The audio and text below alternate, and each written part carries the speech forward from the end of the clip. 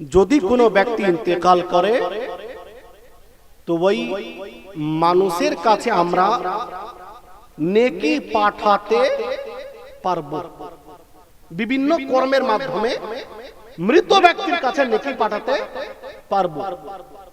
এমনটা নয় যে মরে গেল একেবারে শেষ হয়ে গেল, এখন আর তার কোনো উপকার করা যাবে না, এমন কোনো বিষয় নেই।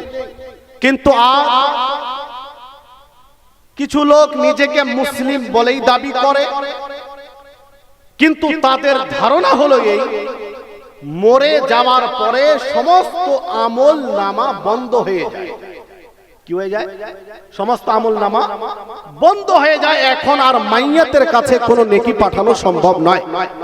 ফলে তারা চারণ করে না, চল্লিশা করে না, বাৎসরিক করে না, মৃত ব্যক্তির জন্য কবরস্থানে গিয়ে কোরআন তেলাওয়াত করে না, মৃত ব্যক্তির জন্য দোয়া করে না, মৃত ব্যক্তির জন্য বিশেষ দান খেরাত করে না।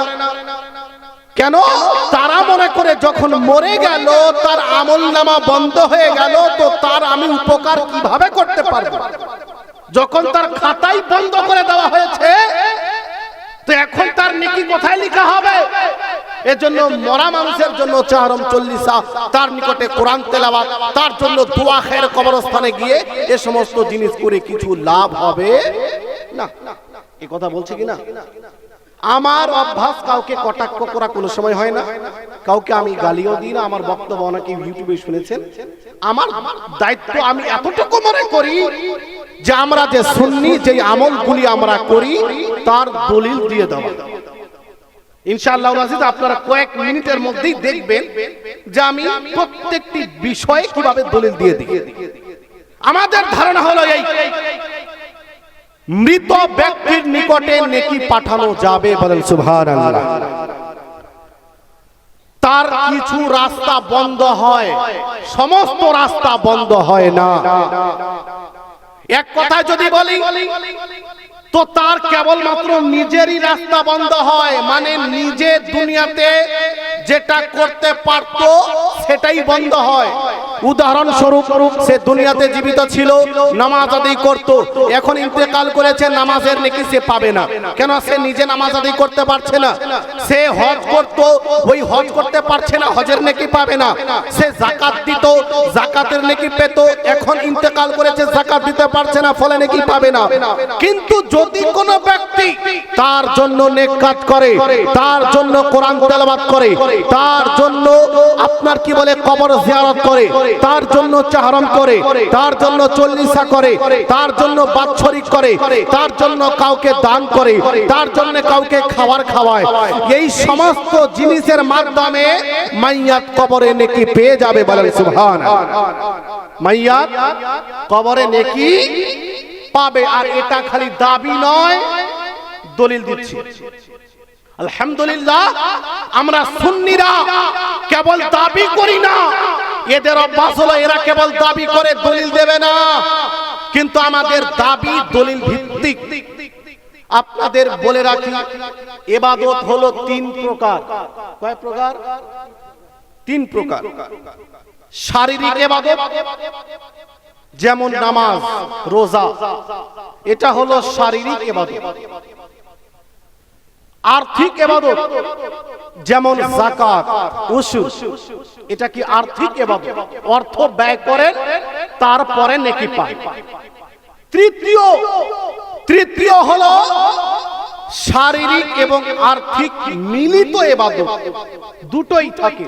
যেমন হজ, যারা হজ করতে গেছেন টাকাও খরচ হয়েছে কিনা, কিছু অর্থ খরচ করেছেন, এবং শরীরের কিছু কাজ থাকে, যেমন তাওয়াফ করতে হয়েছে,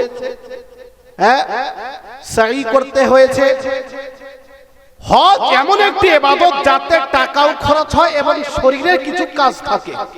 এই তিন ধরনের ইবাদত। এবার শুনুন, এই তিন ধরনের ইবাদতের মাধ্যমে মৃত ব্যক্তির কাছে নেকি পাঠানো যাবে, বলেন সুবহানাল্লাহ। অর্থাৎ যদি কোনো ব্যক্তি মৃত ব্যক্তির ইসালে সওয়াবের জন্য নামাজ আদায় করে, হে আল্লাহ আমি 4 রাকাত নামাজ আদায় করলাম, এই নামাজের নেকি যেন আমার পিতা পেয়ে যায়। আমি একটি রোজা রাখলাম, এই রোজার নেকি যেন আমার মা পেয়ে যায়। হে আল্লাহ আমি এই যাকাত দিলাম, উশুর দিলাম, বা আমি এত টাকা দান করলাম, এই দানের নেকি যেন আমার পিতা পেয়ে যায়, আমার মাতা পেয়ে যায়। অথবা কেউ হজ করলো, নফল হজ, কেউ নফল উমরা করলো এবং দোয়া করলো, হে আল্লাহ আমি আমার পিতার জন্য নফল হজ করেছি, আমি আমার মায়ের জন্য নফল উমরা করেছি, এই নেকি যেন আমার মা পেয়ে যায়। তো হাদিস সাক্ষী দিচ্ছে এই নামাজ যে তার ছেলে আদায় করেছে, এই রোজা যে তার ছেলে রেখেছে, এই যাকাত আর এই উশুর আর এই দান খেরাত তার ছেলে করেছে, এই হজ এই উমরা যে তার ছেলে করেছে। রাসূল করিম বলেন এই সমস্ত জিনিসের নেকি মাইয়াত পেয়ে যায়। বলেন সুবহান। দলিল দিয়ে সর্বপ্রথম শারীরিক ইবাদত রোজা, এটা হলো শারীরিক ইবাদত, এটাতে কোনো টাকা লাগে না। রোজা রাখেন এটা দেহের ইবাদত। বুখারী শরীফ দ্বিতীয় খণ্ড 261 নম্বর পেজ। আর যারা বলে মরে গেল শেষ হয়ে গেল আর তার কাছে কোনো নেকি পাঠানো যাবে না, তার কোনো উপকার করা যাবে না, আমি তাদের বলতে চাই ভাই আপনি একটু বুখারী উঠান, দ্বিতীয় খণ্ড 261 পেজ বের করুন। রাসূল কারীমের স্ত্রী এই হাদিস বর্ণনা করেছেন। হযরতে মা আয়েশা সিদ্দিকা রাদিয়াল্লাহু তাআলা আনহা বলেন রাসূল করিম সাল্লাল্লাহু আলাইহি ওয়াসাল্লাম বলেছেন, মাম্মাতা ওয়া আলাইহি সিয়ামুন সামা আনহু ওয়ালিয়ুহু।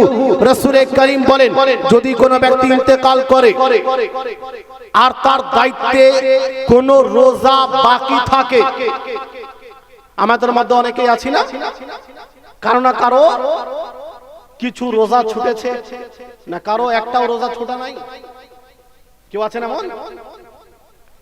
যেদিন থেকে সাবালক সাবালিকা হয়েছে কেউ এমন আছেন যে আমার একটাও জীবনে রোজা ছুটেনি রমজানের? প্রায় বেশিরভাগ মানুষেরই রোজা ছুটেছে। রাসূল করিম বললেন যদি কারো দায়িত্বের রোজা বাকি থাকে, ছুটে থাকে রোজা আর ইন্তেকাল করলো, রাসূল করিম বললেন তার অভিভাবকেরা যেন তার পক্ষ থেকে রোজা রাখে। বলেন সুবহানাল্লাহ। এতে হবে কি, তার অভিভাবকদের মধ্যে যদি কোনো ব্যক্তি, সে ছেলে হোক, সে মেয়ে হোক, সে স্ত্রী হোক আর অন্য কেউ হোক, যদি তার পক্ষ থেকে রোজা রাখে, রাসূল করিম বলেন ওই রোজা রাখার নেকি মাইয়াতকে দিয়ে দেওয়া হবে। বলেন সুবহানাল্লাহ। এটা শারীরিক ইবাদত। রোজা রাখছে জীবিত ব্যক্তি কিন্তু নেকি পাচ্ছে মৃত ব্যক্তি। রাসূল করিম বুখারীর মধ্যে, তার মানে বোঝা গেল মরে গেল শেষ হয়ে গেল আর কোন রাস্তা নেই নেকি পাওয়ার, এটা হাদিস বিরোধী কথা। দ্বিতীয়, দান করার, টাকার মাধ্যমে মাইয়াতের উপকার করা। আপনারা পিতার নামে, মায়ের নামে, দাদার নামে, দাদির নামে, নানা নানির নামে অনেকেই দান করেছে, এই দান করলে নাকি পাওয়া যাবে কিনা? বুখারী শরীফ দ্বিতীয় খণ্ড প্রথম খণ্ড পেজ নম্বর 184 মা আয়েশা এই হাদিসটি বর্ণনা করেন। রাসূল করিম সাল্লাল্লাহু আলাইহি ওয়াসাল্লামের নিকটে এক ব্যক্তি উপস্থিত হলেন। আন্না রাজুলান ক্বালা লিন নবী সাল্লাল্লাহু আলাইহি ওয়াসাল্লাম, রাসূল করিমকে জিজ্ঞেস করলেন, ইয়া রাসূলুল্লাহ আমার মা ইন্তেকাল করেছেন, ইন্না উম্মি উফতুলিতাত নাফসুহা, আমার মা ইন্তেকাল করেছেন আর আমার মা ইন্তেকালের আগে কোনো ওসিয়ত করেননি যে আমার তরফ থেকে কোনো দান করে দিবে, সাদকা করে দিবে। ইয়া রাসূলুল্লাহ আফালাহা আজরুন ইন তাসাদদাকতু আনহা, ইয়া রাসূলুল্লাহ আমার মা আপনার ইন্তেকাল করেছে, ওসিয়ত করেননি, কিন্তু আমি যদি আমার মায়ের পক্ষ থেকে দান করি আমার মা নেকি পাবে কিনা? তো রাসূল করিম জবাব দিলেন না যে তোমার মা মরে গেছে এখন কিভাবে নেকি পাবে। রাসূল করিম বললেন না, হে আমার সাহাবী শোনো, যাও তোমার মায়ের পক্ষ থেকে দান করে দাও, সাদকা করে দাও, তোমার মা ওই দানের নেকি পেয়ে যাবে। বলেন সুবহানাল্লাহ। দানের নেকি মা পেয়ে গেল। আর্থিক ইবাদতের মাধ্যমে নেকি পাওয়া যাবে, হাদিস দ্বারা প্রমাণিত। তৃতীয়, হজ। বলেছিলাম এতে আর্থিক ইবাদত এবং শারীরিক ইবাদত উভয় আছে। হাদিস বর্ণিত হয়েছে নেসাই শরীফ দ্বিতীয় খণ্ড পেজ নম্বর 2। রাসূল কারীমের নিকটে এক মহিলা উপস্থিত হলেন। উপস্থিত হয়ে জিজ্ঞেস করলেন সালাতিন নবিয়্যা, নবীকে জিজ্ঞেস করলেন ইয়া রাসূলুল্লাহ ইন্না আবি মাতা, আমার বাবা ইন্তেকাল করেছেন, ওয়ালাম ইউহাজ্জি, উনি হজ করেননি। আমি যদি আমার বাবার পক্ষ থেকে হজ করি ওই হজের নেকি আমার বাবা পাবে কিনা? রাসূল কারীম এই কথা বললেন না তোমার মা ইন্তেকাল, তোমার বাবা ইন্তেকাল করেছে, যা করেছিল সেটাই পাবে, তুমি করলে পাবে না। না না, এমন কথা নবী বললেন না। রাসূল কারীম কি বললেন তো শুনুন। রাসূল কারীম বললেন হুজ্জি আন আবিকি, হে মহিলা শোনো, যাও তোমার বাপের পক্ষ থেকে হজ করে নাও, ওই হজের নেকি তোমার পিতা পেয়ে যাবে। বলেন সুবহান। বুঝা গেল, হজ করছে মেয়ে, নেকি পাচ্ছে পিতা, এদিকে দান করছে ছেলে, নেকি পাচ্ছে মা, রোজা রাখছে পরিবারের কোন লোক, নেকি পাচ্ছে মৃত ব্যক্তি। বুঝা গেল, ইন্তেকালের পরে সমস্ত রাস্তা বন্ধ হয় না, বরং মৃত ব্যক্তি কিছু রাস্তার মাধ্যমে নেকি পায়। বলেন সুবহান।